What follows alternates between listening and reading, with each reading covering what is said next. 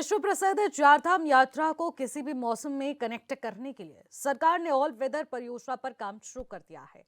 कई इलाकों में परियोजना का काम भी पूरा हो चुका है, लेकिन उम्मीद है और उम्मीद के विपरीत तस्वीरें भी सामने आ रही हैं। अब उत्तरकाशी में हाईवे निर्माण पर काम होना है, जिसे लेकर कुछ लोग सवाल उठा रहे हैं तो स्थानीय लोग समर्थन में आ चुके हैं। सवाल है कि अगर यूं ही चलता रहा तो जिंदा कैसे रहेंगे।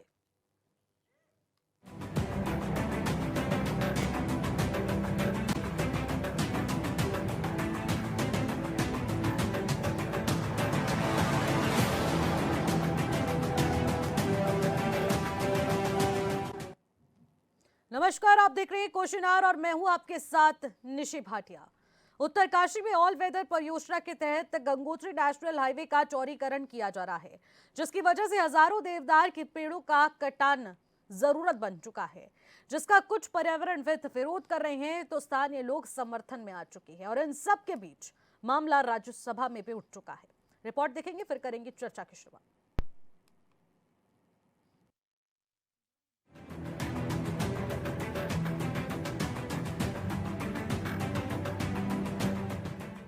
उत्तरकाशी में गंगोत्री नेशनल हाईवे के चौड़ीकरण में बाधा उत्पन्न करने वाले पर्यावरणविदों का विरोध हो रहा है। पर्यावरणविदों के विरोध से टकनौर क्षेत्र के लोगों में भारी नाराजगी है। ग्रामीणों का कहना है कि चारधाम यात्रा एवं चाइना बॉर्डर तक जाने वाली सड़क का चौड़ीकरण होना अति आवश्यक है और इसके चौड़ीकरण को मंजूरी मिलने के बाद अब कुछ पर्यावरणविद सामने आ रहे हैं।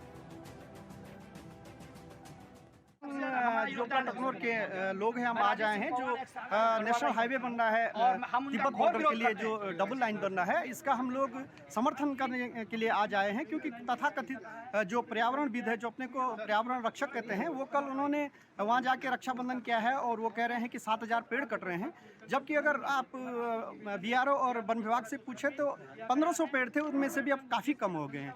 अगर आप अभी भी अगर आप वन विभाग को पूछें तो हम लोग हर साल सब लोग जो उपला टकनौर के लोग हैं वो पर्यावरण दिवस के दिन वृक्षारोपण का काम करते हैं और हमारी स्वयं की भूमि पर इतने सारे पेड़ उग गए हैं, लेकिन हम लोग उनको नहीं काटते हैं, क्योंकि हम लोग खुद पर्यावरण के रक्षक हैं।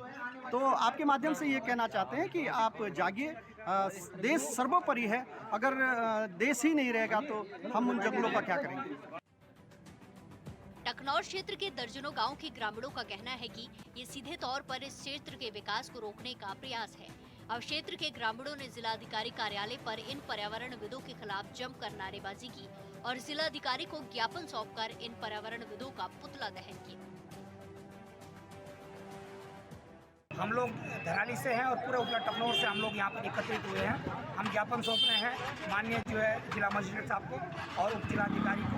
ये इस मामले में है कि जो कल ये लोग जाए हैं ऊपर हमारे क्षेत्र में गए थे रक्षा सूत्र बांधने के लिए, कि जो ऑल वेदर रोड जो बन रही है उसका चौड़ीकरण के विरोध में ये लोग हमारे क्षेत्र में गए थे, उन्होंने रक्षा सूत्र बांधा। मैं इन लोगों से पूछना चाहता हूँ कि आपने जो है पर्यावरण के नाम पर क्या किया है। सिर्फ अखबार और न्यूज़ चैनल पे देने से पर्यावरण की रक्षा नहीं की जाती है। हमारे क्षेत्र के प्रत्येक लोगों से पूछिए आप। हम लोग जो है हर साल वृक्षारोपण करते हैं। हर साल जो है हमारी जो नामित भूमि है धराली में कम से कम 300 से 400 नामित भूमि जो है, जिसमें कि आज से सन 60 से पहले खेती की जाती थी, पूरी आबाद थी। अब जो है उस खेती में पूरा देवदार का जंगल बना हुआ है, 30 से 40 हजार पेड़ है। आप चाहे तो फॉरेस्ट से इसका संज्ञान भी ले सकते हैं। हर्षिल धराली से भैरव घाटी तक सामरिक दृष्टि से महत्वपूर्ण सड़क का चौड़ीकरण होना है और इसमें हजारों की संख्या में देवदार के पेड़ों को काटने की तैयारी है। इसके विरोध में पर्यावरणविद खड़े हो गए हैं। वहीं ग्रामीणों का कहना है कि ये पेड़ इनके पूर्वजों ने लगाए हैं और क्षेत्र के विकास में अगर इन्हें काटा जा रहा है तो उन्हें कोई भी ऐतराज नहीं है। ऐसे में ग्रामीण इन पर्यावरणविदों के खिलाफ आक्रोशित है। दिसंबर को कुछ पर्यावरणविद दिल्ली से चल के आते हैं हमारे धराली भैरव घाटी झाला जो चौड़ीकरण, जो रोड की चौड़ीकरण में विरोध में वो आ रहे हैं कि पर्यावरण बचाओ। मैं उनसे पूछना चाहता हूँ, जानना चाहता हूँ कि क्या उनके कहने से रोड बाधित होगी, जबकि हमारा जो सीमा से लगा हुआ हमारा जो गांव है, हमारा 8 गांव जो पहला प्रथम गांव है, और वहां से हमारा जो चाइना बॉर्डर पास है, और जहां पे चाइना जो है 4 लाइन रोड ला चुके हैं, वहां से ट्रेन वहां पे आ चुकी है, और ये लोग कहते हैं कि हम पर्यावरण बचाओ। इनसे मैं पूछना चाहता हूँ, कभी इन्होंने दिल्ली में एक पेड़ लगाया या दिल्ली को उन्होंने सोचा क्या? आज उनकी जो है दिल्ली में जो दुर्दशा है, पर्यावरण दूषित है, और वो जो है वहाँ से उनकी नज़र पड़ी है गिद्धों की जैसे, क्योंकि वो पर्यावरणविद आपको समझते हैं, लेकिन मैं समझता हूँ पर्यावरण गिद्ध है वो। उनकी नज़र पड़ी है धराली में और हमारे हरसिल क्षेत्र में, हमारे गंगोत्री धाम में। और पहले इन्होंने NGT लागू की, फिर उन्होंने लोहारनाग पाला प्रोजेक्ट बंद करवाया। आज वो चुपके उन्होंने क्या हमारी पीड़ा कभी समझी? हमारी पीड़ा कभी पहुँचाई शासन प्रशासन की? हमारी भौगोलिक स्थिति क्या है? इधर कांग्रेस सांसद रंजीत रंजन ने इस मामले को लेकर 8 दिसंबर को राज्यसभा में उत्तराखंड का बड़ा मुद्दा उठाया। इस दौरान उन्होंने केंद्र की मोदी सरकार को भी जमकर घेरा। कांग्रेस सांसद रंजीत रंजन का आरोप है कि उत्तराखंड के इको सेंसिटिव जोन में 6000 पेड़ काटने की अनुमति दे दी गई है। उन्होंने कहा कि पिछले सत्र में पर्यावरण मित्र ने सदन को आश्वस्त किया था कि पेड़ नहीं काटे जाएंगे, फिर ऐसा क्यों हो रहा है? पर्यावरण के साथ एक तरफ प्रधानमंत्री कहते हैं एक पेड़ माँ के नाम लगाओ, और दूसरी तरफ विकास का ढकोसला देके लाखों पेड़ काटे जाते हैं। मैं फिर से आकर्षित करना चाहती हूँ, चाहे हसदेव हो चाहे उत्तराखंड हो, गंगोत्री, इसी सदन में आश्वासन दिया गया था पिछले सदन में सारे मंत्रियों ने, चाहे डिफेंस मिनिस्टर हो चाहे पर्यावरण मंत्री हो, उन्होंने कहा था कि हम देवदार के वृक्षों को नहीं काटने देंगे। आज वहां से जो रिपोर्ट आ रही है कि जो इको सेंसिटिव जोन भागीरथी के गंगोत्री का है, वहां से 6000 पेड़ों को काटने की अनुमति दे दी गई है। वहां के लोग पेड़ों को रक्षा सूत्र बांध रहे हैं, जो कल की रिपोर्ट है 6 और 7 तारीख दिसंबर को, ताकि उन पेड़ों को बचाया जा सके। पूरे प्रकरण में दिल्ली से लेकर उत्तरकाशी तक सबकी अपनी बात है और पर्यावरणविदों के कई सवाल हैं। जिस क्षेत्र में सड़क चौड़ीकरण की बात की जा रही है वो इलाके सेंसिटिव जोन में आते हैं, लिहाजा इलाके में पेड़ों की कटाई से पर्यावरण पर बड़ा असर पड़ेगा, इसमें कोई भी दो राय नहीं है। आगे क्या होगा ये कहना मुश्किल है, लेकिन आज के समय में ये सवाल सबसे बड़ा है कि विकास तो चाहिए, लेकिन सवाल है किन शर्तों पर। उत्तरकाशी से दीपक नौटियाल की रिपोर्ट। तो फिर कैसे रहेंगे जिंदा, इसको लेकर यह बड़ा सवाल उठ चुका है। उत्तरकाशी के इको सेंसिटिव जोन के निर्माण पर सवाल उठ रहे हैं। गंगोत्री हाईवे चौड़ीकरण के लिए 6000 पेड़ों का कटान होगा। देवदार के पेड़ों की कटाई का पर्यावरणविद लगातार विरोध कर रहे हैं। हाईवे चौड़ीकरण के पक्ष में स्थानीय दर्जनों गांव के ग्रामीण आ चुके हैं। ऐसे में सामरिक दृष्टि से बेहद महत्वपूर्ण है गंगोत्री हाईवे चौड़ीकरण, और सीमा सुरक्षा आपदा प्रबंधन के लिहाज से भी ये हाईवे बेहद ज्यादा जरूरी है। राज्यसभा में कांग्रेस सांसद रंजीत रंजन ने इस मामले को उजागर कर दिया है, उस मामले को उठाया है। मंत्रियों ने सदन में पेड़ नहीं काटने की सलाह भी दी। सरकार ने क्यों दी इको सेंसिटिव जोन में पेड़ काटने को मंजूरी, ये भी बड़ा सवाल उठाया जा रहा है। पेड़ों की होगी कटाई तो लैंडस्लाइड की भी समस्या बढ़ने लग जाएगी। पहाड़ में विकास तो चाहिए, लेकिन सवाल है कि किन शर्तों पर। यह अपने आप में बड़ा सवाल उठ चुका है। एक तरफ एक पेड़ मां के नाम, तो दूसरी तरफ पेड़ों का कटान, ये बहुत बड़ी समस्या बन चुकी है। और इसी पर आज हम बातचीत करने जा रहे हैं। चर्चा होगी कि 6000 देवदार के पेड़ विकास की राह पर आ रहे हैं, क्या उनका वाकई में कटान होने वाला है? क्योंकि 6000 वो पेड़ हैं जो कि चिन्हीकरण के साथ काटे जाएंगे, लेकिन इसके अलावा भी परियोजना के तहत मार्ग में आने वाले कितने पेड़ ऐसे होंगे जो कि विकास के नाम पर अपनी बलि देंगे? बहुत सारे सवाल हैं और इन सभी सवालों का जवाब भी आज इस चर्चा में लिया जाएगा। सरकार से भी सवाल पूछा जाएगा कि आखिरकार सरकार इस विषय पर कितनी गंभीरता के साथ अब महत्वपूर्ण कदम उठाने वाली है। चर्चा की करेंगे शुरुआत। हमारे साथ तमाम पैनलिस्ट भी जुड़े हुए हैं। सीधे आपका परिचय करवा देते हैं। हमारे साथ कमलेश रमन, जो कि भारतीय जनता पार्टी के प्रवक्ता हैं, वो हमारे साथ इस वक्त वर्चुअली जुड़ चुकी है। आशीष सैनी, कांग्रेस के प्रवक्ता हैं, वो भी हमारे साथ इस वक्त वर्चुअली जुड़ चुकी है। लक्ष्मी बिष्ट वरिष्ठ पत्रकार हैं जो कि हमारे साथ स्टूडियो से जुड़ चुकी हैं। डॉक्टर त्रिलोक चंद सोनी जी, जो कि पर्यावरणविद हैं, वो भी हमारे साथ स्टूडियो से जुड़ चुके हैं। योगेश पपनई जी, जो कि यूकेटी के प्रवक्ता है, वो भी हमारे साथ स्टूडियो से जुड़ चुके हैं। आप सभी मेहमानों का मैं स्वागत करूंगी और चर्चा की शुरुआत सोनी जी आपसे करना चाहूंगी। पहली बार देखने को मिल रहा है कि पर्यावरणविदों का विरोध हो रहा है। एक तरफ पेड़ों का कटान हो रहा है, पर्यावरण पर संकट आ चुका है, और दूसरी तरफ जो इसको लेकर समाधान खोज रहे हैं, जो इसको लेकर चिंता जाहिर कर रहे हैं, आज उन्हीं का विरोध हो रहा है। ऐसी नौबत क्यों आन पड़ी है? नमस्कार, जय मेरे पहाड़ उत्तराखंड। निशी जी, आप बिल्कुल सही कह रहे हैं कि आज स्थितियां ऐसी आ चुकी हैं, जो लोग प्रकृति के बचाने के लिए लगातार कार्य कर रहे हैं, पर्यावरण का संरक्षण कर रहे हैं, लोगों को जागरूक और प्रेरित कर रहे हैं, आज उन्हीं का विरोध हो रहा है। ये कहीं ना कहीं एक चिंतनीय विषय है। आखिर ये परिस्थितियां उत्पन्न क्यों हुई हैं? पर्वतीय अंचल हैं, पहाड़ी अंचल हैं, पहाड़ी गांव के लोग इसमें रहते हैं। खुद मैं भी एक गांव का रहने वाला हूं। हमने भी बचपन में देखा हुआ है कि सड़कें नहीं होती थी तो हमको बहुत दूर तक पैदल जाना पड़ता, 7-7, 8-8 किलोमीटर स्कूल में पढ़ने के लिए जाया किया करते थे हम लोग। तो ऐसी विषम परिस्थितियां पर्वतीय अंचलों की हैं। कहीं गाड़ है, कहीं गदेरे हैं, कहीं धार हैं, कहीं जंगल हैं। तो तमाम चीज़ें हम लोगों के सामने रहती हैं। लेकिन अब हम पर्यावरणविदों को भी ये सोच के चलना पड़ेगा कि हमारे वजह से कहीं ना कहीं कोई लोग वंचित तो नहीं रह रहे हैं। कहीं ना कहीं कोई लोग जिनको सुविधाएं मिलनी चाहिए। विशेषकर अगर बात आती है निशी जी, तो वो बात आती है जो गर्भवती महिलाएं होती हैं। जब प्रसव का समय आता है तो कई ऐसी परिस्थितियां उत्पन्न हो जाती हैं सड़कों का न बनने से, जच्चा बच्चा को हानि हो जाती है, कि यहाँ तक कि कई लोगों जो है कि जान गंवा देते हैं। ये परिस्थितियां भी हम लोगों को मद्देनजर रखना पड़ेगा कि आखिर में गांव के आदमी जिस परिकल्पना के आधार पर देवभूमि मेरा पहाड़ उत्तराखंड बना था कि उत्तराखंड के जन जन को सुविधाएं मिलेगी, उत्तराखंड के जन जन को जो है कि लाभ मिलेगा, उस परिप्रेक्ष्य के आधार पर या उस परिवेश के अनुसार उन लोगों को कितना लाभ मिल पा रहा है, ये निश्चित तरीके से इस पर चिंतन करने की जरूरत है, इसमें मनन करने की जरूरत है। देवभूमि उत्तराखंड के लोग जो हैं कि हमारे यहाँ कहीं इस प्रकार के सामाजिक कार्य, उन्हें इस बार पे चिंतन मनन करने के साथ देश के कोने से जो लोग इस पर प्रतिभाग कर रहे हैं उन्हें भी मनन और चिंतन करना पड़ेगा। क्योंकि विशेषकर यहाँ की जो भौगोलिक स्थिति है, उस भौगोलिक स्थिति को हमको मद्देनजर रखना पड़ेगा कि वास्तव में किस तरीके के यहाँ के लोगों का खान पान, रहन सहन, जीने का एक उनका जो है कि लिहाजा है। तो ये तमाम चीजों के आधार पर कार्य करना पड़ेगा, ताकि जिस उत्तरकाशी को एक जो है कि बिल्कुल यहाँ पर देवदार के पौधों से जो है कि उस जिले का बिल्कुल सौंदर्य, प्रकृति ने बिल्कुल सुंदरता दी है। वहां पर कई कई फिल्मों का जो है कि वहां पर शूटिंग की जाती है। यहाँ के तक एक छोटे काशी के नाम से उस क्षेत्र को जाना जाता है। अगर देवों के नाम से इस क्षेत्र को जाना जाता है तो निश्चित तरीके से हमको कहीं ना कहीं इस पर मनन चिंतन करना पड़ेगा।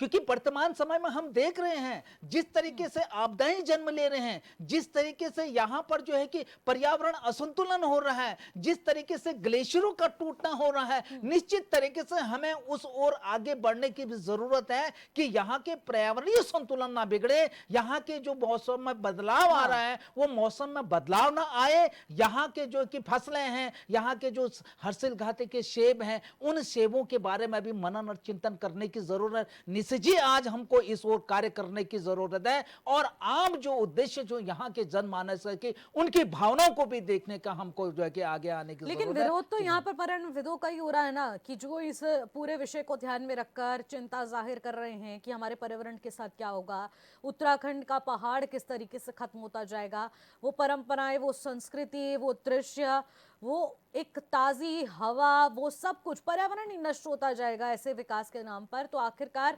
जो ये चिंता जाहिर कर रहे हैं वो ही अब विरोध के निशाने पर आ चुके हैं। तो ये बड़ा सवाल उठ रहा है और इसी को लेकर चिंता जाहिर करनी और भी ज्यादा जरूरी हो जाती है। लक्ष्मी जी, आपके पास आना चाहूंगी।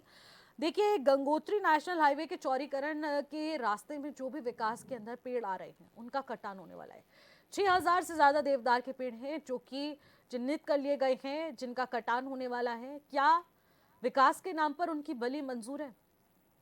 निश्चय, देखिए, मैं एक चीज़ समझना चाहूँगी इसमें कि अगर जहाँ पे स्थानीय लोग वहाँ पे जो विरोध कर रहे हैं उनकी कुछ परेशानियां हैं जो हम लोग देखते हैं कि वहाँ पे पहाड़ का जीवन पहाड़ जैसा ही है। हम लोग यहाँ पे बैठ के बहुत भले ही बहुत ऊंची ऊंची बातें कर लेते हैं, लेकिन देखिए उनकी समस्या जो है वो लोग जानते होंगे। लेकिन मैं यहाँ के बारे में अगर कहना चाहूँगी, उत्तराखंड की बात अगर हम कर रहे हैं और पहाड़ों की अगर बात कर रहे हैं, तो अब किसी से नहीं छिपा है, हम आपके चैनल के माध्यम से ही कितनी बार हम लोगों ने धराली आपदा और न जाने ऐसी कितनी आपदाओं के बारे में बैठ के चर्चा की है कि क्यों हो रही है, किस लिए हो रही है। तो ये समझना भी आज की मैं समझती हूँ बहुत ज़रूरत है कि जिस तरीके से पेड़ों का कटान हो रहा है, जिस तरीके से आबादी अब पहाड़ों का रुख कर रही है, वो कौन सी आबादी है ये भी हमें सोचना देखना पड़ेगा। और जिस तरीके से हम लोग पहाड़ों की तरफ रुख कर रहे हैं और हम लोग इस तरीके से कटान कर रहे हैं, आप ये लगाइए कि 6000 अगर इसमें लिख दिया है कि 6000 पेड़ कटेंगे, तो सिर्फ 6000 नहीं होंगे निशी जी, बिल्कुल, वो न जाने कितने होंगे और कितनों पेड़ों पे आरियां चलेंगी, वो समझ से बाहर है। वो बाद की बात है कि देखने लायक होगा, कोई गिनता है उसको कि नहीं गिनता है। लेकिन जितना अगर मैं पर्यावरण की लिहाज से अगर हम लोग बात करें, तो मैं अभी आदरणीय सोनी जी की बात बहुत स्पष्ट रूप से नहीं समझ पाई हूँ। मैं उनको सुन रही थी कि वो कहना क्या चाह रहे हैं कि विकास जरूरी है, लेकिन अंधे बन के भी विकास करेंगे अगर हम, तो वो किसके लिए हानिकारक है। अगर पूरे के पूरे गांव अगर पहाड़ में पूरे के पूरे गांव अगर उजड़ रहे हैं और वहां के स्थानीय लोग कह रहे हैं कि हमें विकास चाहिए, तो मैं समझती हूँ कि वो पता नहीं किस सोच के को लेके ये बात कर रहे हैं। लेकिन अगर हम लोग उतने पेड़ ना काट के, अभी एक ब्लॉगर ने निशी मैं देख रही थी कि पेड़ आगे जाके जो जहाँ जिस एरिया में वो पेड़ों को कटान के लिए बात चल रही थी, तो उसकी रोड दिखाई तो वो काफी चौड़ी थी। तो वहां पे इजिली जो है 2 गाड़ियां जो है दिखा रहे थे कि पास हो रही है। कहीं कहीं दिक्कत हो सकती है, तो हम लोग एक तरफा ना करके बहुत जरूरत है हमें कि वहां पे चौड़ीकरण और वहां के सिर्फ पेड़ काटे जाएं जहां पे वाकई में जरूरत है। देखिए बॉर्डर की स्थिति अगर भी हम देखें, तो उस लिहाज से भी हम लोगों को चाहिए कि हम लोगों को रोड बनानी है, और ऑल वेदर के लिहाज से भी देखें तो बहुत जरूरी है। लेकिन अगर भौगोलिक स्थिति से देखा जाए, तो मैं समझती हूँ कि ये बिल्कुल भी एक पहाड़ी राज्य के लिए जो इतने पेड़ों की जो बलि कट रही है, वो कहीं भी किसी भी स्थिति में अच्छी नहीं हो सकती है। और दूसरी चीज मैं एक चीज और कहना चाहूंगी कि अगर हम पेड़ काटने के जैसे ही हम आदेश करते हैं, तो उससे पहले अगर हम उतने ही पेड़ कहीं और लगाने की बात करें, तो ये मैं समझती हूँ कि एक मील का पत्थर हमारे पहाड़ों के लिए साबित हो सकता है। बिल्कुल, यहाँ पर आपने करा कि जिस तरीके से रीप्लांटेशन का जिक्र होना भी जरूरी है। एक तरफ सरकार इस विषय पर भी बातचीत करने के लिए तैयार है, लेकिन दूसरी तरफ ये भी सवाल उठता है कि ऑल वेदर रोड के नाम पर भी जो लाखों पेड़ कटे हैं, उनका रीप्लांटेशन कब हुआ, कैसे हुआ, इसका भी दूर दराज तक कोई डेटा नहीं है। ना ही इसको लेकर कोई ठोस जानकारी हम लोगों तक पहुंच पाई है कि आखिरकार उन पेड़ों का रिप्लांटेशन कहाँ हो रहा है, क्योंकि वो जो लाखों पेड़ है वो कट गए, उसके बाद वहां पर पूरी तरह से खाली कर दिया गया, विकास हो गया, लेकिन वहां पर आज भी जो पेड़ों की जरूरत थी वो वहां नहीं है। और इसी के साथ सैनी जी आपके पास आना चाहूंगी। देखिए, इको सेंसिटिव जोन के ऊपर 6000 से ज्यादा पेड़ काटने की तैयारी में सरकार है, क्या कहना चाहेंगे आप? इको सेंसिटिव जोन है और उसके बाद विकास के नाम पर 6000 से ज्यादा पेड़।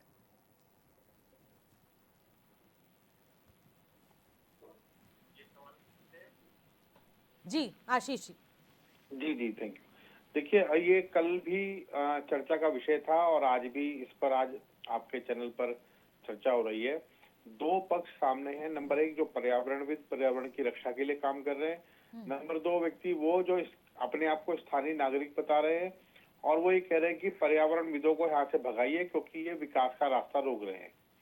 सामान्य तौर पर पहाड़ी क्षेत्रों में जहाँ पर भी ऐसे विकास कार्य होते हैं और उसमें पेड़ यदि काटे जाएंगे, वनस्पति को वहां से कोई खतरा होता है, तो एनजीटी के स्पष्ट गाइडलाइन होती है। EIA की क्लियरेंस में ये मेंशन किया जाता है कि कितने पेड़ आप लगाएंगे। सामान्य तौर पर 1 पेड़ अगर आप काटते हैं तो 2 पेड़ आपको लगाने होंगे। वो पेड़ किस जगह पर लगा रहे हैं, कौन लगा रहे हैं, उसकी मॉनिटरिंग कौन कर रहा है, वो एनजीटी और जो सरकारी विभाग है, वन विभाग है, वो देखता है। अब दूसरा विषय ये है कि वो लोग कौन है जो स्थानीय निवासी हैं और वहां पर सड़क के पक्ष में है। उसमें 2 तरह के लोग हैं। एक तो वो जो एक्चुअल में जो स्थानीय निवासी हैं वहीं रह रहे हैं, वो चाहते हैं उनकी सड़क की चौड़ाई बढ़े या सड़क बन जाए या कोई भी विकास कार्य हो जाए। हाँ। दूसरे वो लोग हैं जो ठेकेदार द्वारा प्रायोजित होते हैं। सामान्य तौर पे मैंने अक्सर ये देखा है कि पर्यावरणविदों के खिलाफ खड़े होने वाले लोग स्थानीय निवासी इक्का दुक्का होंगे, लेकिन ठेकेदार द्वारा खड़े किए गए भाड़े के टट्टू जो होते हैं, मैं स्पष्ट शब्द में इस्तेमाल करूंगा कि वो भाड़े के टट्टू निश्चित रूप से पर्यावरण को ताक पर लगकर अपने लाभ के लिए उत्तराखंड में जो ये आपदाएं आ रही है, इनका निमंत्रण पत्र तैयार कर रहे हैं। ये छोटी छोटी आपदाएं, बड़ी बड़ी आपदाएं लोगों की जान तक के लिए खतरा बनती जा रही हैं। लेकिन जो लोग पर्यावरण के जो संकट है उसको, उसके वैज्ञानिक दुष्प्रभाव को, साथ में उसमें EIA के क्लियरेंस को नहीं समझ रहे हैं, इसका मतलब वो राज्य के दुश्मन है। उनके खिलाफ प्रथम दृष्टया सरकारी कार्य में बाधा पैदा करना, क्योंकि पर्यावरण की सुरक्षा भी सरकारी कार्य है और सड़क का निर्माण करना भी सरकारी कार्य है। लेकिन फॉरेस्ट एक्ट ज्यादा कड़ा और ज्यादा मजबूत है। वनों की सुरक्षा नहीं होगी, पर्यावरण की रक्षा नहीं होगी, तो पूरे उत्तर भारत से लेकर मध्य भारत, महाराष्ट्र तक अभी अरावली पहाड़ियों को तो काटने के लिए, खनिज के लिए केंद्र सरकार ने उसकी जो सीमा है वो 40 मीटर से बढ़ाकर 100 मीटर की पहाड़ियों तक को कर दी है। यानी आप अगर सब कुछ तबाह कर देंगे खनिजों के अनुचित दोहन के लिए, तो बचेगा क्या? तो ये तो राज्य सरकार की और केंद्र सरकार की प्रथम जिम्मेदारी है कि पर्यावरण की रक्षा करे। यदि कोई इसके सामने ठेकेदार कोई प्रायोजित टीम खड़ी कर रहा है तो उनके खिलाफ कार्रवाई हो, और निश्चित रूप से पर्यावरण की सुरक्षा पहली प्राथमिकता है, क्योंकि देश के संविधान ने पर्यावरण और वनों को सुरक्षा करने का अधिकार दिया है। और यदि EIA क्लियरेंस से एक पेड़ तो बहुत बड़ी बात है, एक पत्ता भी यदि तोड़ा जाता है तो संबंधित ठेकेदार पर आर्थिक जुर्माना लगाया जाए, ब्लैकलिस्ट किया जाए और उसको दोबारा से कभी भी किसी भी काम में सम्मिलित ना किया जाए। ये होना चाहिए, लेकिन ये नहीं हो रहा है, क्योंकि सरकार एक तरफ से चाहती है कि पर्यावरण को सुरक्षित करने का एक ड्रामा चलता रहे, और दूसरी तरफ चाहते हैं कि वो जो उद्योगपति बड़े बड़े ठेके लेकर और उत्तराखंड को रौंदने को तैयार बैठे हैं, उनको भी संरक्षण कर ले, क्योंकि चंदा उन्हीं से मिल रहा है। तो इसीलिए सरकार की ढुलमुल और दोगली नीति के कारण से ये विद्रोह उत्पन्न हुआ है। लेकिन निश्चित रूप से पर्यावरणविदों की EIA की क्लियरेंस मानी जानी चाहिए। वो राज्य के लिए और देश के लिए सबसे महत्वपूर्ण कारक है। वही तो सबसे बड़ी चीज आ रही है आशीष जी, वही तो नहीं माना जा रहा है। वरना 6000 पेड़, वो भी इको सेंसिटिव जोन में, मंजूरी मिली तो मिली कैसे? ये अपने आप में बड़ा सवाल पैदा हो जाता है। कमलेश जी, यही सवाल आपसे भी लेना चाहूंगी। देखिए, पर्यावरणविद जो इसका विरोध कर रहे हैं, उनका विरोध हो रहा है, पुतले तक दहन किए जा रहे हैं पर्यावरणविदों के, जो कि इस नेशनल हाईवे के चौड़ीकरण के लिए जो पेड़ों को बचाना चाहते हैं, पर्यावरण की सुरक्षा के लिए, उसके समाधानों के लिए, जो वाकई में बहुत ज्यादा चिंता जाहिर कर रहे हैं, उन्हीं का विरोध हो रहा है, पुतले दहन हो रहे हैं। क्या सरकार को विकास के अलावा कुछ भी नहीं दिख रहा है, या फिर सभी को नजरअंदाज करते हुए आगे की चुनौतियों और उनसे पार कैसे पाया जा सकता है और उसका खामियाजा जो हम आगे जाकर भुगतेंगे, कुछ भी नहीं दिख रहा है? सिर्फ विकास दिख रहा है कि इस प्रोजेक्ट को पूरा करना है? नहीं, देखिए, मुझे लगता है कि पूरी डिबेट में जितना भी मैंने अभी तक आकलन किया है, ऐसा लग रहा है कि कह लीजिए कि बस सिर्फ और सिर्फ सरकार को कटघरे में खड़े करने की कोशिश की जा रही है कि सरकार जो है आंख बंद करके ये सारे काम कर रही है। देखिए, मैं सिर्फ इतना कहना चाहती हूँ, हमारे सभी पैनलिस्ट यहाँ पर बैठे हैं, लोग भी सुन रहे होंगे। 4 धाम देवों की भूमि हमारा उत्तराखंड है, और आप भी जानते हैं और सब लोग जानते हैं कि पूरे अन्य और जो प्रदेश हैं या विदेश से भी यहाँ पर लोग यात्रा करने के लिए आते हैं। यात्रा अनिवार्य हमारा प्रदेश है, यहाँ पर चारों धाम की जो यात्रा होती है, जब लोग यहाँ पहुँचते हैं तो जो हमारी संकरी रोड है, संकरी जो हमारी सड़कें हैं, आप मुझे बताइए निशी जी, अभी हम सब आपस में एक दूसरे से बात कर रहे हैं, क्योंकि स्टूडियो में बैठ करके बहुत आसान है सारी चीजों को हम डिस्कस कर लें, लेकिन वाकई ये बात सच है, जो वहाँ ग्रामीण क्षेत्र के जो लोग हैं या हमारे जो पर्यावरणविद जो वहाँ पर हैं, वो सारी चीजों को सारी परेशानियों को झेलते हैं जब यात्रा चलती है, जब यात्रा में लोग आते हैं, जब प्राइस बढ़ते हैं, जब भीड़ बढ़ती है, जो है संकरी रोड के कारण जाम लग जा रहा है कई घंटों का, ये आप भी जानते हैं। और नेशनल हाईवे जो हमारा चौड़ीकरण का जो ये पूरा NGT के माध्यम से जो हमारा काम चल रहा है एलिवेटेड रोड का, इसमें देखिए, जब हम कहीं रोड काटते हैं या कोई भी पेड़ काटने की अगर बात होती है, पहाड़ों में खासकर, मैं प्लेन की बात नहीं कर रही हूँ, पहाड़ों की, तो हमारे जो भू वैज्ञानिक है वो कम से कम वहां पर इन सारी चीजों की जांच करते हैं। वो ये देखते हैं कि कौन सा पहाड़ हमारा कमजोर है और कौन सा पहाड़ हमारा मजबूत है, हम कितना, क्योंकि सब लोग ये चाहते हैं पूरे देश के अंदर कि जो हमारा पर्यावरण है, उत्तराखंड का जो पर्यावरण है, यहाँ पर जो हमारी हवा है, जो शुद्ध जो यहाँ रहनी चाहिए, उसको लेकर के कोशिश ये की जाती है कि कम से कम हमारे पेड़ यहाँ पर कटे।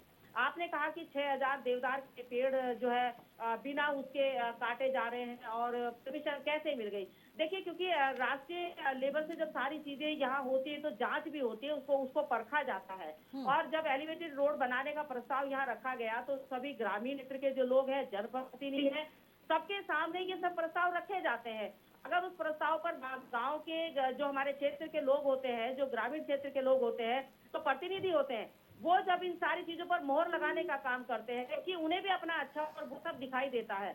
आज अगर सब लोगों की सहमति से रोड बन रही है या चौड़ीकरण हो रहा है, तो ये बात बिल्कुल जरूर इसमें संकलित होगी कि जो हमारे पेड़ वहां से कटेंगे वो पेड़ वहां पर दोबारा लगेंगे, क्योंकि हम हर बार जो है पेड़ लगाने का काम करते हैं, लाखों पेड़ हम लगाने का काम भी करते हैं, क्योंकि हमारा कमलेश जी, जो ऑल वेदर रोड के जरिए काटे गए थे लाखों पेड़, हरियाली, वो कहाँ पर लगाए गए हैं?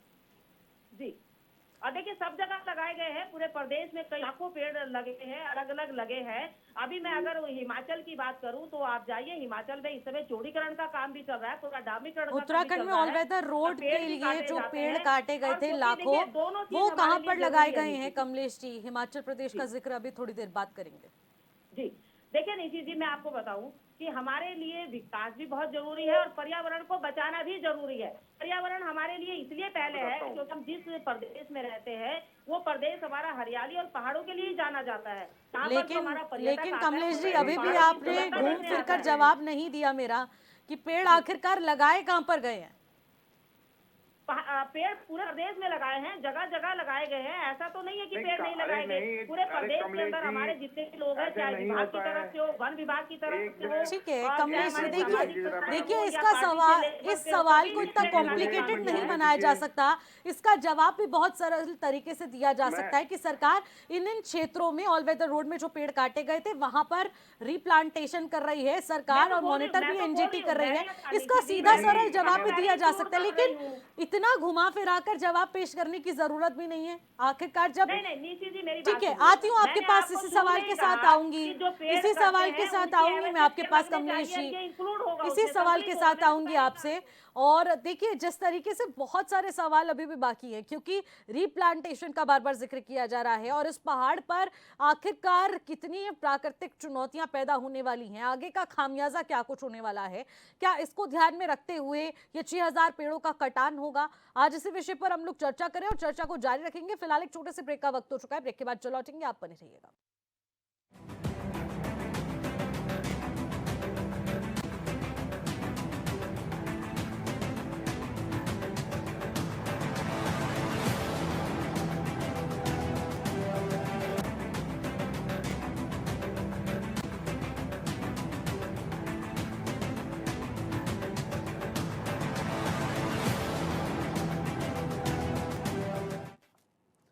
ब्रेक के बाद एक बार फिर से आपका स्वागत करते हैं, और क्वेश्चन आवर में आज हम जिस मुद्दे को लेकर चर्चा कर रहे हैं वो उत्तरकाशी के इको सेंसिटिव जोन यानी कि गंगोत्री नेशनल हाईवे के चौड़ीकरण को लेकर जो 6000 पेड़ काटे जाने हैं उसको लेकर जो सवाल उठ रहे हैं, लगातार बवाल मचा हुआ है, राज्यसभा तक ये मुद्दा उठ चुका है, यानी कि मुद्दा बेहद गंभीर है। पर्यावरण का विषय है तो गंभीर होना भी लाजमी है। बात प्राकृतिक प्रदेश की हो रही है, उत्तराखंड की हो रही है, तो यहाँ पर चिंता जाहिर करना भी एक महत्वपूर्ण विषय हो जाता है, क्योंकि जो इसकी चिंता जाहिर कर रहे हैं उन पर भी सवाल उठ रहे हैं, यानी कि जो विकास के आड़े आएगा वो भी इस वक्त निशाने पर बना हुआ है, पुतले दहन किए जा रहे हैं। बहुत ही गंभीर विषय इस वक्त उत्तराखंड में बना हुआ है। हमारे साथ योगेश पपनई जी भी बने हुए हैं जो कि यूकेटी के प्रवक्ता हैं, उनसे भी सीधे सवाल लूंगी। योगेश जी, आप से जानना चाहूंगी, क्योंकि अभी तक जो प्राकृतिक दृष्टिकोण से हम लोग प्रदेश को देख पा रहे हैं, अभी तक कितनी प्राकृतिक आपदाएं आ चुकी हैं, इतना सब कुछ हो चुका है, और उसके बाद जो हम इस विकास को देख रहे हैं जहां 6000 पेड़ काटे जा रहे हैं, ऑल वेदर रोड के नाम पर लाखों पेड़ काटे गए, क्या लगता है कि अब इस विकास को झेलने की क्षमता बची है हमारे प्रदेश में, इस पहाड़ में? मैम, इसमें देखा जाए विकास के नाम पे सब विनाश की नीतियां हैं, और हम कहते हैं कि खेल यह कुदरत का नहीं है इंसानी करतूत, बौना तेरे विकास का क्या है असली रूप, पीटे ढोल विकास के खोदे रोज पहाड़, जब बरसात के टाइम आ जाता है तो हम कहते हैं आ गई बाढ़। तो ये सब विकास के नाम पे ही हम पे फंड रेज करने के एक है। अभी बजट पास होने वाला, बजट पास होने से पहले हमने एक ये रोड वाली बात हमने यहाँ पे ले आई कि रोड बनाएंगे, चौड़ीकरण करेंगे, इतना मीटर बनाएंगे, 6000 पेड़ काटेंगे, तो इससे पर्यावरण को भी पहली बात तो नुकसान होगा। और मेन थिंग इज दैट कि अगर हम देखें तो उत्तराखंड की जो राज्य की स्थापना हुई थी तो किन मुद्दों को लेके हुई थी? हम पे कोई इतने हम रईस तो थे नहीं, तो हम वैसे भी ट्राइबल्स हुआ करते थे उस टाइम पे। तो हम पे क्या था संसाधन? जल, जंगल, जमीन। जल दूषित हो गया, जंगल कट रहे हैं विकास के नाम पे, और रही बात जमीन, जमीन पूंजीपतियों को बेची जा रही है। तो मैं क्या कहूँ इस पर? यह तो निंदनीय है जो पेड़ों को काटे जा रहे हैं। और 3 साल पहले हमारे कोर्ट की भी गाइडलाइंस ये थी कि जो कटिंग ऑफ ट्रीज को लेके होती है, ह्यूमंस को किल किया जाता है, मतलब मानवता को नुकसान पहुंचाया जाता है। दिल्ली में आप देख लीजिए पॉल्यूशन कितना रेट बढ़ा है, तो हम लोगों को ऑक्सीजन सिलेंडर वहाँ पे नॉर्मल पब्लिक को यूज करना पड़ रहा है। तो ऐसी स्थिति उत्तराखंड में भी उत्पन्न होंगी। तो आज विकास के नाम पे यहाँ पे पेड़ को काटने की भी अनुमति दे दी गई है, और पेड़ काटना तो अपने में ही जघन्य अपराध है, जिसमें कारावास भी है और 1 लाख का जुर्माना भी है। तो इस पे मैं क्या ही कहूँ, ये सब जनता को गुमराह करने के तरीके भी हैं और विकास के नाम पे फंड रेज करने के बहाने। अभी फंड मिलेगा तो इनके मतलब ठेकेदारों को दे दिया जाएगा, और क्या कहते हैं, फंड आने के बाद जब बारिश वगैरह होगी तो जो सड़क के नाम पे आज हमने बना रहे हैं तो सड़क टूटी हुई मिलेगी, भूस्खलन इतनी सारी होंगी। केदारनाथ का आप उदाहरण ले लीजिए, केदारनाथ के जिस स्थान से हेम सरोवर एवं चौड़ वाली ग्लेशियर पे जिस आपदा की शुरुआत हुई थी, तो उस पर भी मानवीय गतिविधि हुई थी। और फिर हम कहते हैं कि प्राकृतिक आपदा है, प्रकृति जब अपना कहर बरसाएगी तो मनुष्य को तो ताश के पत्तों की तरह बिखरा देगी। पेरिस में एग्रीमेंट हुआ था, उसमें हमने सीधे बोला था कि सस्टेनेबल डेवलपमेंट होना चाहिए, सस्टेनेबल डेवलपमेंट हो रहा है, नहीं हो रहा है। और पेड़ कटेंगे तो जंगली जानवर कहाँ जाएंगे? यहाँ पे जंगली जानवर आके हमको मार रहे हैं, मानव का वध हो रहा है, गांव में विकास नहीं हो पा रहा है। तो ये सब विकास के नाम पे ही हम जा रहे हैं। गांव में आप स्वास्थ्य शिक्षा के आप नीतियाँ लाओ, और जब हम पेड़ काट रहे तो पेड़ों को लगाना भी हमारा अनिवार्य कर्तव्य बनता है। और जब हम पेड़ लगाएंगे ही तभी हम काटने के पीछे हम बिल्कुल यहाँ पर आपने देखिए पपनी जी एक बहुत जरूरी मुद्दा उठाया। कमलेश जी आपका ध्यान भी इसी ओर केंद्रित भी करना चाहूंगी। देखिए रीप्लांटेशन का जिक्र किया, जघन्य अपराध की भी बात की जा रही है कि पेड़ अगर कटान हो रहे हैं तो आखिरकार कितना बड़ा क्राइम भी होता है ये, और इसको लेकर तो बहुत सारे नॉर्म्स हैं, एनजीटी के नॉर्म्स हैं, एनवायरमेंटल नॉर्म्स हैं, इन सब का पालन क्यों नहीं किया जा रहा है, ये भी बहुत बड़ा सवाल है। एक छोटा सा कमेंट आशीष जी आपसे लेना चाहूंगी, फिर सोनी जी आपके पास आती हूँ। देखिए, मैं एक महत्वपूर्ण विषय को और जानकारी को ऐड करना चाहूंगा इस चर्चा में। अभी हमारे जो साथी ने बात बताई है, अभी इन्होंने कहा कि पेड़ जहां काटे जाने हैं किसी भी विकास कार्य के लिए, उनको दोबारा लगाए जाने की स्पष्ट बिल्कुल गाइडलाइन एनजीटी के आदेश में और ईआई की क्लियरेंस में आती है। ये सारे पेड़ आपने पूछा कहाँ लगाए, तो इन्होंने कहा यहाँ वहाँ लगाए हुए कमलेश जी ने। तो कमलेश जी को क्योंकि जानकारी नहीं है तो मैं थोड़ा देना चाहूंगा। उत्तराखंड में जितनी भी NHAI जो हमने लगाए हैं, अरे आपकी जानकारी के लिए बता रहा हूँ। आप अरे सुन लीजिए ना, ये नहीं, अब देखिए यही समस्या है।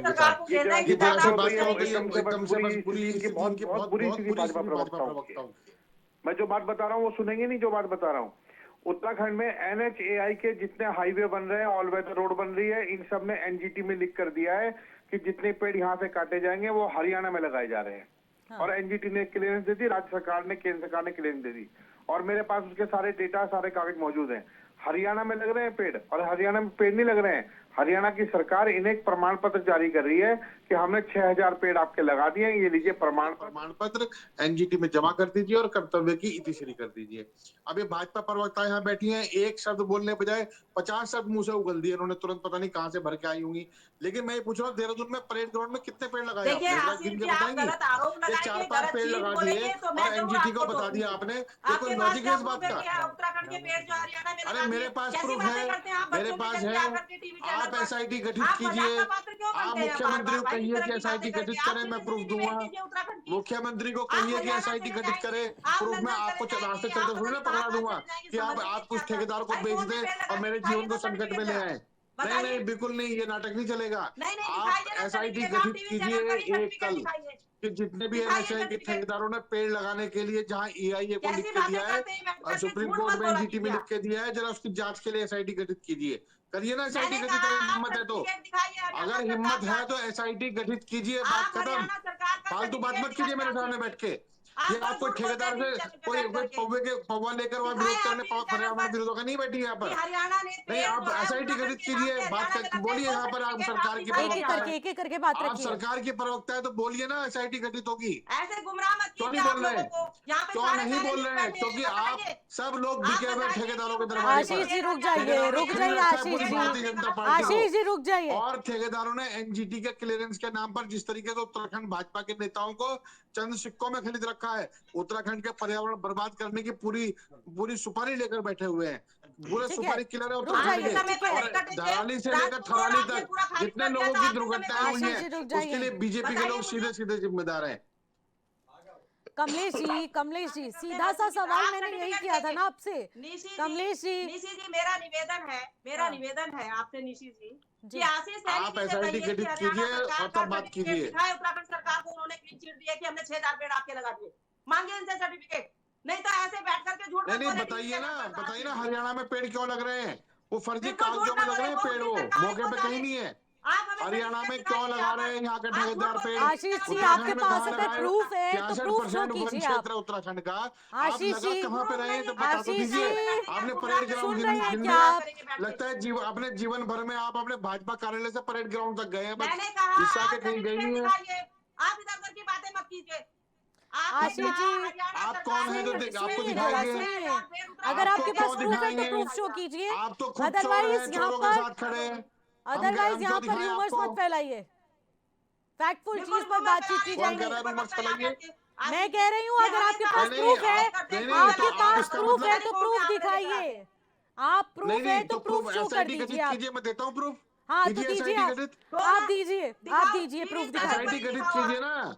नहीं आप मुझसे फोन पर प्रूफ मांग रहे हैं, मैं कह रहा हूँ ना SIT गठित करिए, मतलब पूरे प्रूफ दूंगा ना, करिए जांच शुरू। आशीष जी मैं तो उनसे बताइए भी ना, जवाब पेड़ कहाँ मांग रही हूँ तो लगाए? आपसे भी मांग रही हूँ। इसी चीज की उन्होंने इसी पेड़ चीज की कहाँ जांच कर लगाए हैं लीजिए। और आप जो हरियाणा तक पहुंच चुके हैं तो आप हरियाणा का भी प्रूफ दे दीजिए, क्योंकि मैं इनसे तो लेने वाली नहीं, हूँ कि नहीं, आखिरकार वो मैं लाखों प्रूफ पेड़ किसे लगे तो दूं, ये लगे बताइए कहाँ ना। करें। निशी जी नहीं निशी जी एक मिनट मुझे मैं बताइए ना प्रूफ देना आपको किसे है? जहाँ पेड़ लगे पूरे प्रदेश में उसका पूरा डाटा मुझे आप पर बताइए डिबेट कि रखिएगा, मैं प्रूफ आपको देना पूरा किसको है? उन्हें सीधी दीजिए सी ना, बात, दो शब्दों बीजेपी में को बात पूछ रहा दीजिए, हूँ। हमें दीजिए, हम अपने चैनल पर प्रसारित करते हैं। नहीं मैं आप कह रहे हैं कि मुझे दीजिए। मैं कह रहा हूँ ये सवाल तो मीडिया का होना चाहिए था कि वो पेड़ कहाँ लगे हैं। अरे आप मुझसे मैं तो प्रूफ कर ही मांग रही हूँ ना मैं प्रूफ आशीष दे जी। दूंगा। अगर कर आप लीजिएगा हरियाणा डिबेट, तक कल पहुंच बुला जाएंगे, लीजिएगा। अगर आप कल बुला हरियाणा लीजिएगा तक इनको पहुंच यहीं पर इसी जाएंगे जगह पर। तो मैं क्या करूँ? कल बुला लीजिएगा दोबारा से। अगर प्रूफ आप मिल जाएंगे। इन लाखों बताइए पेड़ों क्या का जिक्र करेंगे आप? हरियाणा, हिमाचल, केरल तक करेंगे तो फिर मैं इसका क्या कर सकती हूँ? आप प्रूफ पेश कीजिए ना, नहीं, ये तो आपने उठाया है पॉइंट। अब आप नहीं, अगर आप कुछ नहीं कर सकते तो आप प्रूफ का क्या नहीं, ये करेंगे केवल बताइए ना झूठ मुझे। बोलते तो हैं। आप जब इस बात का कांग्रेस जिक्र के नेशनल प्रवक्ता टेलीविजन पर हैं। कर सकते हैं तो यानी आप भी आपको प्रूफ शो झूठ कीजिए बोलना ना। पसंद है अगर आप और अपने झूठ आप को बोलना प्रूफ पसंद करना है। चाहते हैं, अपने पॉइंट को प्रूफ करना चाहते हैं तो आप प्रूफ शो नहीं, कीजिए। मैं मुझे अनफैक्टफुल कोई चीजें प्रूफ नहीं मेरे करना। सामने आप पेश मत हमारी कीजिएगा, सरकार मेरी आएगी, डिबेट में हम बिल्कुल इनकी भी नहीं। जांच करेंगे ठीक और है, इन सबको रुक जेल जाइए, भेजेंगे रुक जिन्होंने जाइए। ये धोखाधड़ी उत्तराखंड के साथ की है। हाँ ठीक है, हमें तो पता है ना करना क्या रुक है। जाइए आशीष जी, हम अब तो अब जनता की आप रुक अदालत में जाइए। लेके जाएंगे सारे त्रिलोक प्रूफ। चंद सोनी जी, यहाँ पर एक बड़ा सवाल ये भी है कि इको सेंसिटिव जोन से ये पेड़ काटे जा रहे हैं, एनवायरमेंटल नॉर्म्स और एनजीटी के नॉर्म्स, ये रूल्स रेगुलेशन क्या कुछ कहते हैं? अगर ऐसा होता है और इसका खामियाजा आगे हम लोग क्या भुगतने वाले हैं? परमिशन ही कैसे मिली, पहले तो इस पर डिस्कशन करें। निशी जी ये बिल्कुल सही कह रहे हैं कि वास्तव में जिस स्तर से हमारा पर्वतीय अंचल बसा है, आपने भी हाल में ही सुना होगा कि हमारा पूरा जो उत्तराखंड का हिमालयी क्षेत्र है, पहले जो भूकंप के दृष्टि से हम देखते थे तो जोन 5 कहते थे, आज जोन 6 में आ गया ये। इस तरीके से वनों का विनाश होता रहेगा तो निश्चित तरीके से कहीं ना कहीं वो खामियाजा हमको भुगतना पड़ेगा, वो देश के अन्य लोगों को नहीं भुगतना है। वो या प्रदेश के अन्य राज्य के लोगों को तो भुगतना है, वो हमारे पर्वतीय अंचलों के लोगों को ही भुगतना पड़ेगा। एक चीज निश्चित जी मैं कहना चाहूंगा कि आज जो उत्तरकाशी में जो लोग सामने आ रहे हैं, आंदोलन कर रहे हैं, ये तमाम चीजें लेकर के पर्यावरणविदों का जो है कि विरोध कर रहे हैं, उनको थोड़ा सा उस महिला का स्मरण करना चाहिए, गौरा देवी का, जिन्होंने पेड़ों को बचाने के लिए पेड़ों पे चिपक गए थे। वो भी तो महिला थी, वो भी तो बिल्कुल जोशीमठ के हिमालय से लगा हुआ क्षेत्र है, चाइना बॉर्डर से लगा हुआ क्षेत्र है। उस महिला ने पेड़ों को बचाने के लिए स्वयं पेड़ों पर चिपक गई थी और ये संदेश दे दिया था दुनिया को, पहले आप मुझे काटेंगे तब जाके ये पेड़ पौधे कटेंगे। ऐसी महिलाओं ने देवभूमि उत्तराखंड में जन्म दिया है और ऐसी महिलाओं ने पर्यावरण संरक्षण बचाने के पूरा देश और दुनिया को संदेश दिया है। आज उत्तरकाशी के लोग क्या चाहते हैं, किस तरीके का वातावरण चाहते हैं, किस तरीके का माहौल चाहते हैं? क्या वहां पर एक ऐसा जोन बनाना चाहते हैं जहां पर आपदा, पहले तो आपदा इस बरसात में ही देख ली और फिर अन्य आपदाओं को जन्म लेना चाहते हैं? वहां पर ऐसा वातावरण बनाना चाह रहे हैं? ऐसा वातावरण बनाने की बात करेंगे कि जहां पर उनके बच्चे बिल्कुल कोलोरे के अंदर रखे, एसी के अंदर जैसा माहौल पर्वतीय अंचलों में बनेगा, ऐसा वातावरण बनाने की बात कर रहे हैं? पर्यावरण बचाएगा कौन? हमें अपने आने वाले पीढ़ी का भविष्य चाहिए, हमें अपने बच्चों का भविष्य चाहिए, जिनके भविष्य के लिए हम लोगों को कहीं ना कहीं आगे आकर के आर पार की लड़ाई लड़ना पड़ेगा। जिस तरीके से हमारे अनपढ़ माता पिताओं ने, हमारे उस महिला ने जो पढ़ी लिखी नहीं थी, उसने अपने जान को न्यौछावर करके इस पर्यावरण को बचाया है। हम उस धरती के पुत्र हैं। मैं उस जनपद का रहने वाला हूं जिस जनपद में ऐसे मुहिम चले थे। हम बिल्कुल ऐसे चीजों का बर्दाश्त नहीं होने देंगे जिससे हमारा पर्यावरण दूषित होगा, हमारा पर्यावरण संतुलन बिगड़ेगा, जिसका प्रभाव हमारे आने वाले पीढ़ी पर पड़ेगा। निशा जी, इसके लिए हमको डट करके आगे आना पड़ेगा। सरकारें क्या कर रही वो सरकारें जाने, लेकिन हम पर्यावरण के क्षेत्र में किसी भी चीज को नुकसान नहीं। लेकिन सोनी जी, यहाँ पर एक पॉइंट ये भी रेज्ड होता है कि इको सेंसिटिव जोन में पेड़ों को काटने की अनुमति आखिरकार क्या इतनी आसान होती है कि कहीं पर भी कोई भी पेड़ काट दिया जाए? हजारों की संख्या में, लाखों की संख्या में ऑल वेदर रोड पर योजना आई, उसको लेकर लाखों पेड़ काट दिए गए, लाखों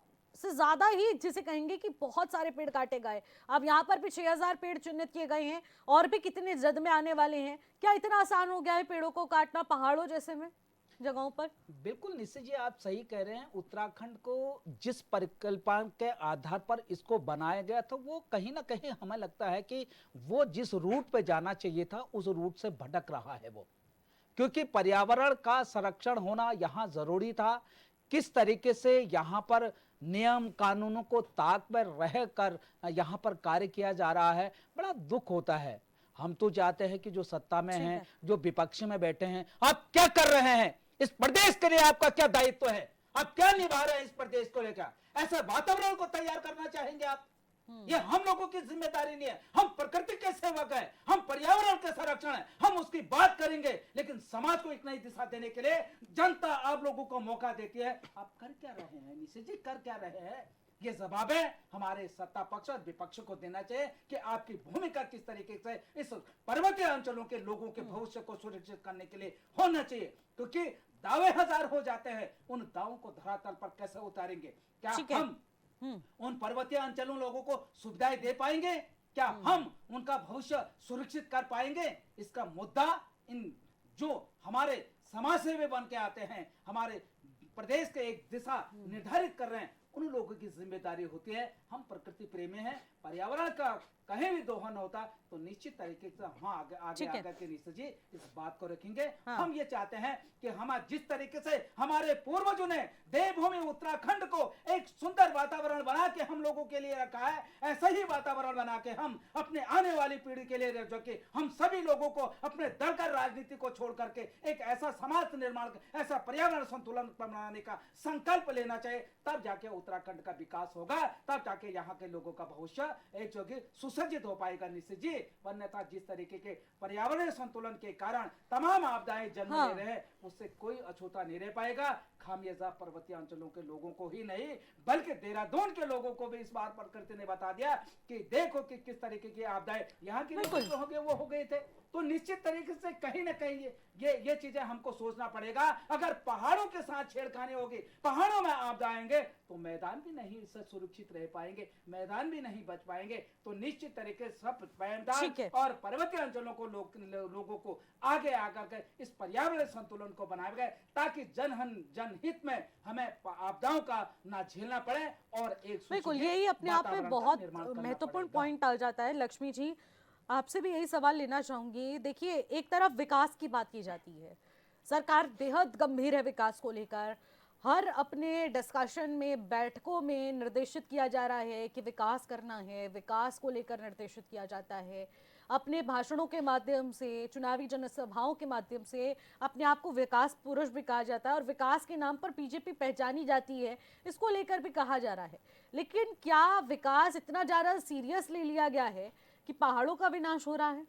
देखो निशि, पहले तो मैं सोनी जी की बात करूंगी कि यही रूप हम देखना चाहते थे। एक आप वृक्ष मित्र हैं, तो जिस तरीके से आप यहाँ पे आपने बात रखी, तो वही हम लोग चाहते हैं कि हर आदमी आज की डेट में जो है वो अपने पहाड़ को अगर सुरक्षित रखना चाहता है तो उसकी यही भाषा होनी चाहिए और यही उसके अंदर गुण होने चाहिए कि हमें किसी भी कीमत पे अपनी प्रकृति की जो है हमें रक्षा करनी है। जहाँ तक विकास की बात है, देखिए हम इतनी आगे आज की जनरेशन पहुँच चुकी है कि विकास बहुत ज़रूरी है। लेकिन कभी कभी क्या होता है निशी कि विकास की तरफ बढ़ने से पहले हमें विनाश की तरफ भी सोचना पड़ता है कि हम लोग क्या कर रहे हैं। गांव के गांव पता नहीं चल रहे कि कहाँ जा रहे हैं, लेकिन तो उस विकास का क्या करें ये कौन सोचेगा। ये सोचने के लिए भी मुझे लगता है कि हमारी सरकारों को ही आगे आना पड़ेगा, क्योंकि अंधाधुंध विकास की तरफ ऐसा तो नहीं है कि हम विनाश को न्योता दे रहे हैं। आप पूरा पहाड़ देख लीजिए जिस तरीके से, और सबसे खूबसूरत अगर 4 धामों में अगर मैं प्राकृतिक सौंदर्य के रूप में बात करूं तो वो गंगोत्री है। और गंगोत्री इसीलिए इतना खूबसूरत है क्योंकि वहां पे ये हरियाली इतनी है, पेड़ पौधे इतने हैं। हाँ। उसी से वो सबसे ज्यादा जो है खूबसूरत लगता है। आप 4 धाम में कहीं भी चले जाइए, वहां की जो एक प्राकृतिक सौंदर्य है वो अलग ही है। और अगर हम उसी को ही मिटाते हैं तो हम किन पर्यटकों की बात कर रहे हैं। अगर पर्यटक आते हैं तो वो सबसे पहले तो उसी को देख के खुश होते हैं, उसी को देखते हैं। तो सरकार को चाहिए कि विकास बिल्कुल करना चाहिए। हम विकास की बात नहीं कर रहे कि विकास रोकना चाहिए, लेकिन मैं सिर्फ इतना कहना चाहती हूँ कि देखिए विकास करने के साथ साथ हम लोग कहाँ गलतियां कर रहे हैं और उस गलतियों को खामियाजा हमने कहाँ भुगतना है वो भी हमें सोचना पड़ेगा। और बहुत ज्यादा नहीं, इसी में कुछ सालों से हम लोग देख रहे हैं जब से ऑल वेदर रोड हमारी बननी शुरू हुई है, रेल लाइनें बननी शुरू हुई है, हमारे पहाड़ इतने कमजोर हो चुके हैं। हम लोग सरकारें कितना दावा कर ले, लेकिन एक आम आदमी अगर पहाड़ों में जाते हैं तो हम लोगों ने जो पहले देखा और आज हम जो देखते हैं विकास, भले ही हम बहुत अच्छी रोडें देख रहे हैं, बहुत खूबसूरत जगह देख रहे हैं, बहुत जल्दी टाइम मैनेजमेंट हमारा हो जा रहा है कि हम घंटों लंबी दूरियां बिल्कुल कम टाइम में निकाल जा रहे हैं। लेकिन उसके साथ जब हम इस चैनल में ये बात करते हैं कि यहाँ आपदा आ गई और वहाँ आपदा आ गई, गाँव के गाँव उजड़ गए और नदी की नदी अपना रुख मोड़ के कहाँ से कहाँ चली गई। उत्तरकाशी आपने अभी देखा था कि कहाँ से उसका पानी बिल्कुल जो रिहायशी इलाके में चला गया। तो उस टाइम सरकार प्रकृति के आगे बौने साबित होती है। ये सब लोग देखते हैं कि हम लोग प्रकृति के साथ नहीं लड़ सकते, तो प्रकृति के साथ उतनी छेड़छाड़ अच्छी है जितनी हम लोग उसको बोझा दे सकते हैं, मैनेज और उस पे लाद सकते हैं। मतलब अन्यथा जरूरत से ज्यादा कोई भी चीज हो वो हमें नुकसान जरूर देती है। जरूरत से ज्यादा प्रकृति से छेड़छाड़, विनाश और हमारे ऊपर ही आखिरकार उसका क्या कुछ प्रभाव रहेगा वो हमने पिछले कुछ आपदाओं के जरिए अंदाजा भी लगा लिया है कि आखिरकार किस तरीके का खामियाजा प्रदेश की जनता भुगत रही है। फिर उसके बाद किस तरीके से वहां पर रीडेवलपमेंट करना कितना ज्यादा चुनौतीपूर्ण हो जाता है। धराली का एग्जांपल हम ले सकते हैं। बिल्कुल, अभी तक मलबे को साफ नहीं किया जा सकता है। बस वही सरकार कार्य हम लोग सरकार के विरोधी नहीं है। और उन विकास के चक्कर में देखिए आप कितने जैसे ही वो फ्लड आया और किस तरीके से वहां पर आपदा आई, पूरा का पूरा वहां पर फ्लड जोन क्रिएट हो गया और वहां पर पेड़ों भी पूरी तरह से कटकर उजड़ गए, उखड़ गए। तो आप समझ सकते हैं कि आखिरकार कितना ज्यादा चुनौतीपूर्ण हमारे लिए होने वाला है आगे के कुछ साल इस विकास को लेकर। कमलेश जी, एक कमेंट लेना चाहूंगी आपका एक ही इसी सवाल पर कि एक तरफ सरकार एक पेड़ माँ के नाम का जिक्र करती है, दूसरी तरफ इन्हीं पेड़ों के कटान की भी बात सरकार ही कर रही है। कौन सा रूप हम सच माने, कौन सा रूप हम सच माने सरकार का? हाँ, बिल्कुल निशी जी, देखिए दोनों चीज हमारे लिए बहुत जरूरी है। हमारे लिए अपना पर्यावरण बचाना भी हमारी प्राथमिकता है और विकास को आगे गति देना भी हमारी प्राथमिकता है।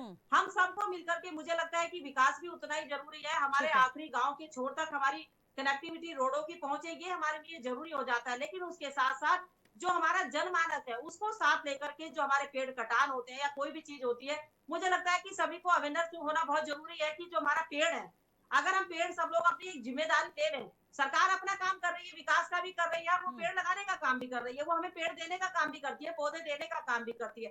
थोड़ी सी जागरूकता अगर हम भी अपने अंदर ले आए, हम अपना एक एक जनमानस भी अगर उस रोड पर अब पेड़ लगाने का काम करें, तो हम दोबारा उसी हरियाली को वापस ला सकते हैं, विकास भी हो सकता है और हमारे पहाड़ों को और अपनी पर्यावरण की दृष्टि से अपनी सड़क का जो चौड़ीकरण है उसके बाद जो हरियाली है उसको भी हम दुरुस्त कर सकते हैं। तो मुझे लगता है कि ये सारी चीजें, और दूसरी बात, अगर रोड चौड़ी होती है तो जो लोग वहां रहते हैं, जो जहाँ पर संकरी रोड है, कम से कम वहां पर एक रोजगार का साधन बनता है, वहां पे जो हमारे वाहनों का जो जाम लगता है घंटों घंटों, उससे निजात मिलती है।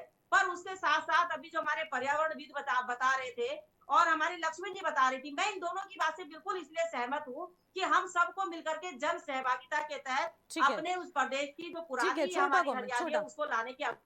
ठीक है, ठीक है। पत्नी जी, आपसे जानना चाहूंगी कि देखिए 6000 पेड़ कट रहे हैं, इसे हम विकास का नाम दे सकते हैं या फिर पर्यावरण के साथ छेड़छाड़ के बाद जो आगे के कारण हम लोग भुगतने वाले हैं, क्या किस तरीके से हम लोग इसे देखेंगे इस परियोजना को? छोटा सा कमेंट दीजिएगा 20 सेकंड में। देखिए, मैं इतना कहना चाहूँगा, ये थोड़ा सा एक तरफ हम विकास की बात करें, इसके दो पहलू हो सकते हैं। सबका अपना अपना नज़रिया होता है देखने का। और वैसे भी अगर पहाड़ की बात करें तो यदि अगर पहाड़ की राजधानी गैरसैंण में होती तो पूर्ण रूप से विकास होता।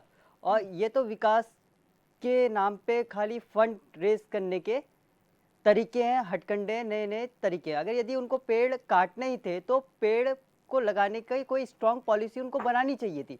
पेड़ काटने की तो तुमने नीतियां बना दी, लेकिन पेड़ लगाने की तुमने क्या नीतियां बनाई थी, ये भी चिंता का विषय बनता है। तो मैं तो इस पे यही बात कहना चाहूंगा। ठीक है, आशीष जी फाइनल कमेंट लेना चाहूंगी डिबेट को लेकर। देखिए, अभी इन्होंने कहा कि पेड़ काटने की नीति आपने बना दी, तो पेड़ लगाने की भी होनी चाहिए। पेड़ लगाने की एक नीति बनाई गई है जिसमें पेड़ लगाने के लिए झूठे सर्टिफिकेट सरकार के दबाव में इशू किए जा रहे हैं और एनजीटी के कागज की फाइल का पेट भर दिया जा रहा है। वास्तव में पेड़ लगाने के प्रति ये सरकार गंभीर नहीं है। पूरे देश में एक साथ इतने वनों को, इतने पेड़ों को काट दिया गया है, तो उत्तराखंड इससे बचने वाला नहीं है। उत्तराखंड में भी वही ठेकेदार, वही कंपनी, वही लोग बैठे हैं जिन्होंने पेड़ काटने हैं। और मान्यवर मैं एक बात कहना चाहूंगा, यदि पहाड़ों में पेड़ काट लिए जाएंगे तो पेड़ काटने के लिए उत्तराखंड राज्य की स्थापना तो पहाड़ों को ध्यान में रखते हुए की है ना। हमारे बुद्धिजीवी लोगों ने पहले इसका आकलन लगा लिया था। और पेड़ कटेंगे नहीं, आज आप पेड़ काट रहे, आज आप पेड़ काट रहे, कल को आप गाँव के स्थानीय मंदिर भी आप तुड़वा देंगे सब जगह। और पेड़ काटने से टूरिज्म बढ़ेगा। टूरिज्म बढ़ने की वजह से प्रकृति में भी पॉल्यूशन होगा, वहाँ के जितने भी। बिल्कुल, क्योंकि एक पेड़ कटेगा तो 100 दिक्कतें, 200 समस्याएं यहाँ पर उजागर हो जाएगी। तो पहले पेड़ लगाइए, क्योंकि एक पेड़ काटने के नाम पर रोजगार पर्यटन का नाम तो दिया जा रहा है, परियोजना का नाम दिया जा रहा है, लेकिन इसका भुगतान जो आम लोगों को करना पड़ेगा, प्रकृति के साथ छेड़छाड़ कितना बड़ा विनाशकारी जो दृश्य है वो आगे आने वाले कुछ सालों में भुगतना पड़ेगा, वो भी बेहद दिलचस्प रहेगा क्योंकि आप सभी हमारे साथ उस समय भी मौजूद होंगे। फिलहाल इस चर्चा को यहीं पर समाप्त करते हैं। बहुत बहुत शुक्रिया हमारे साथ जुड़ने के लिए, तमाम बातचीत करने के लिए। तो देखिए, चर्चा बेहद खास रही है। उत्तरकाशी के इको सेंसिटिव जोन के निर्माण पर सवाल उठ रहे हैं, राज्यसभा तक ये मुद्दा उठ चुका है। 6000 पेड़ों के कटान होने वाले हैं, बेहद गंभीर विषय है। सरकार इसको लेकर अभी भी क्या कुछ करने वाली है, रीप्लांटेशन, और आखिरकार इसको लेकर क्या कुछ सख्त पॉलिसी को लेकर गंभीरता के साथ सरकार कदम उठाने वाली है। पर्यावरणविद आखिरकार जो सुझाव दे रहे हैं, उन समाधानों को किस तरीके से सरकार अब अपने इस प्रोजेक्ट में शुमार करने वाली है, ये भी देखने वाला विषय रहेगा। फिलहाल मुझे दीजिएगा इजाजत, नमस्कार।